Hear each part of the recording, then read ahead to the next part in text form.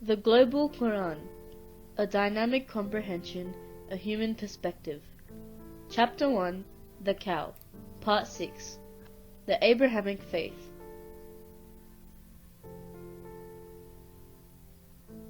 Dedicated to the Blessed. Briefing to Chapter 1. This chapter of the Quran signifies the characteristics of people based on which the Quran calls them the blessed or the disgraced. The two categories are symbolized via examples taken from Bani Israel, who appear to be the descendants of Prophet Yaqub, Jacob, the grandson of Abraham. Their descendants were later segregated into different nations. Some distorted the teachings of Abrahamic faith and ruled contrarily to the commandments in the divine books. The Quran calls them the disgraced and gives examples of the blessed who followed Abrahamic faith to make comparison. Introduction to Part 6, verses 122 to 177. The Abrahamic Faith and Leadership.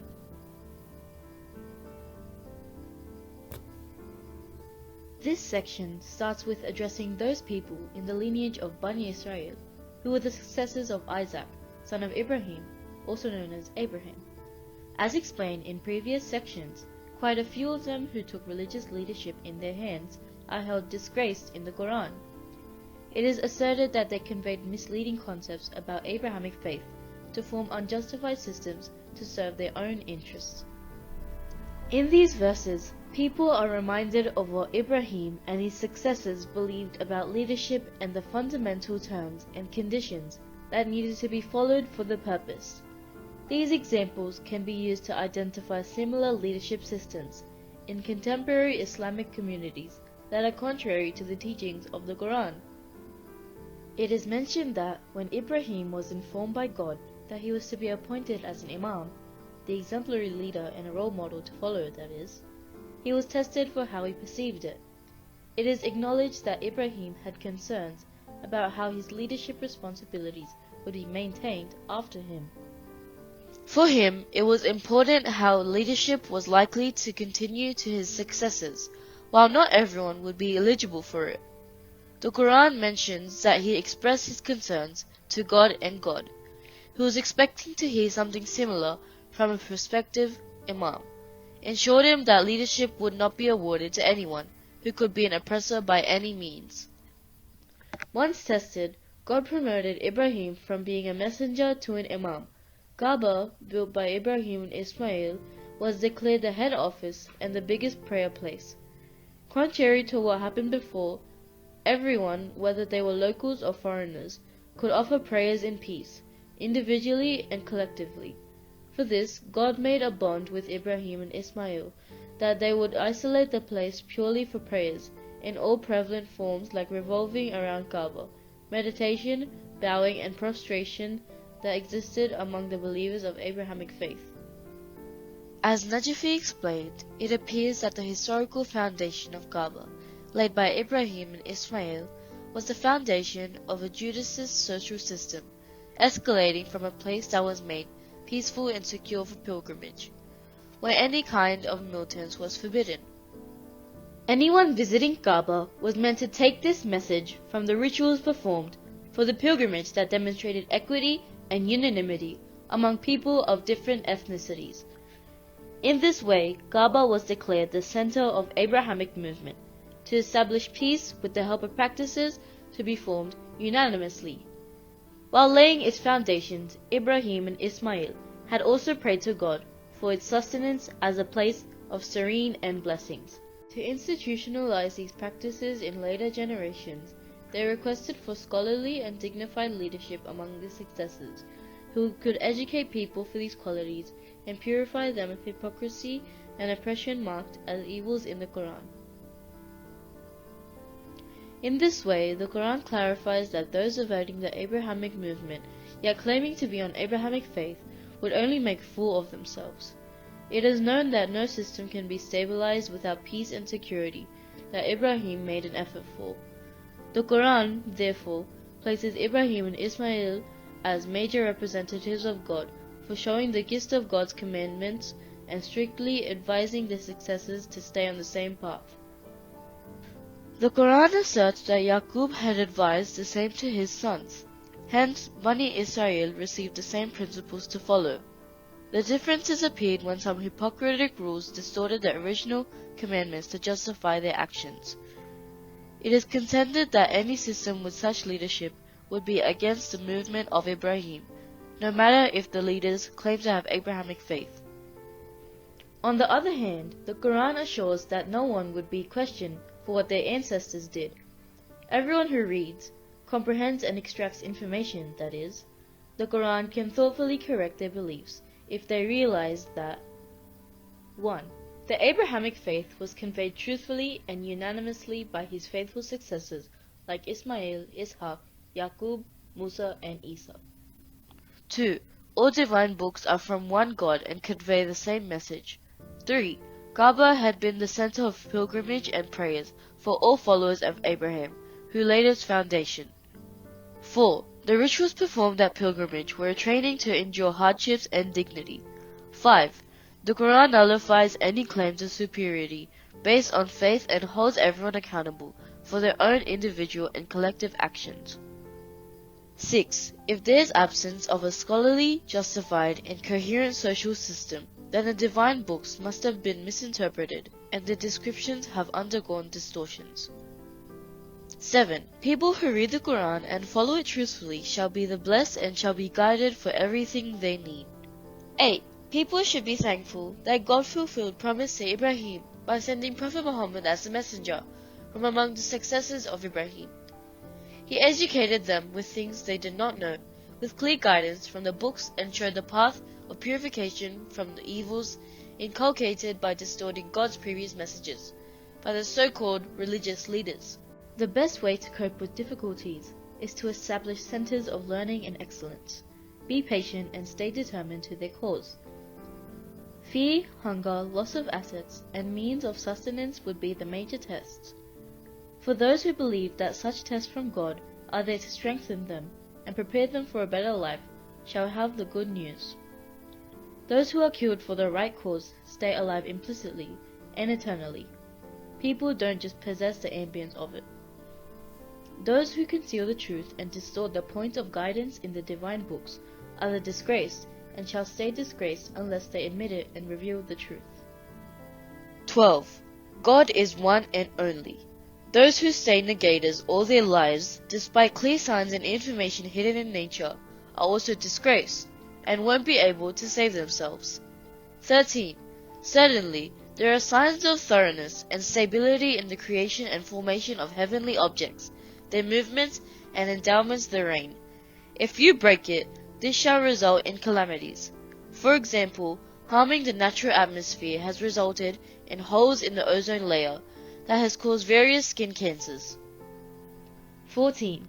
Choosing dishonest and hypocrite leaders shall result in malfunctioning of God's commandments, and an educated and justified social system shall not form. People living in such systems, depending on others for excellence in education, skills, and justice, are advised to read their books thoughtfully. 15. People are strongly advised not to accept false information about God's commands following their ancestors' traditions. Those who accept are like deaf, dumb, and blind, hence out of senses. 16.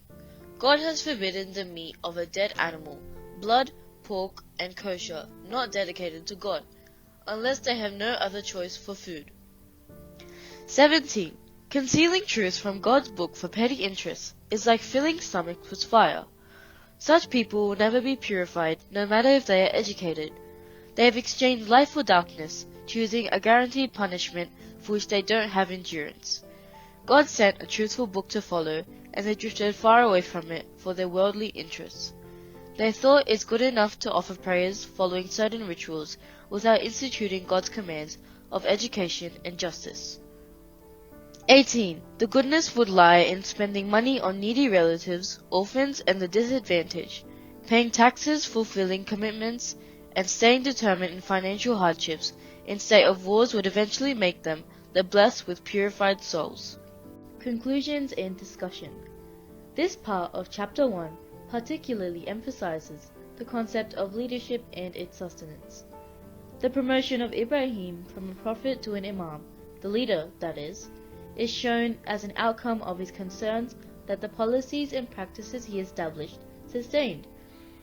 He demanded God to appoint the right people to take over his mission that he established, with strong work ethics. As explained in the Quran and the Bible, Ibrahim was an entrepreneur, an innovator, a diplomat, a fighter for truth, and a true representative of God. Research has shown that the role of a transformational leader is highly moral. Since leaders must be influential and inspirational, they must be considerate for their followers' intellectual development. Their vision and charisma must be grounded in ethical values to engage their followers in doing more than what is expected of them. Moreover, not everyone that has leadership skills in one profession may display it in another. For example, highly performing military leaders may not be good leaders of community centers. The leadership of Ibrahim, being awarded the medal of an Imam, must have been an all-rounder, as shown in multiple researches. The Quran describes the role of a prophet to convey God's message truthfully and demonstrate it practically, called Sunnah, and that of an Imam as responsible to maintain and sustain the system formed by the prophet. Ibrahim held both roles and demanded to God a responsible leadership among his successors as well. In response to Ibrahim's concerns, God promised to award leadership in his lineage that would be far from oppression. In parts 4 and 5, the Quran has called hypocrites as oppressors. Hence, the leadership was transferred to Bani Hashim on the basis of their character, as explained in part 4.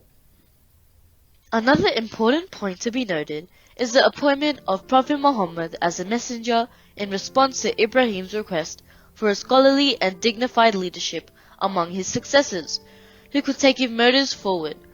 Hence, Muhammad must also have had a similar vision for a consistent transformational leadership, preserving excellence, scholarship, and benevolence for the disadvantaged after him. If Ibrahim's motive was that the transfer of leadership is as important as leadership itself, so would be Muhammad's. In this way, the last address of Prophet Muhammad about his followership after him, discussed in part 5, must have included human guidance complementing the book, the Quran, that is. Thus, the discrepancy in his address, see part 5, can be resolved by accepting his hadith, referred by Jami al-Tirmizi and Sunan al-Kubra, that advised to follow the Quran together with his household, particularly Ali and his successors. This aligns with the perception of Ibrahim for a sustained excellence and scholarship in later generations.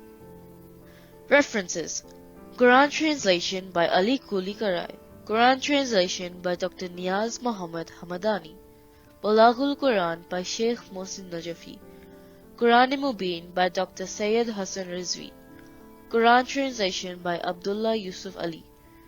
Estimates of ozone depletion and skin cancer incidence to examine the Vienna Convention achievements.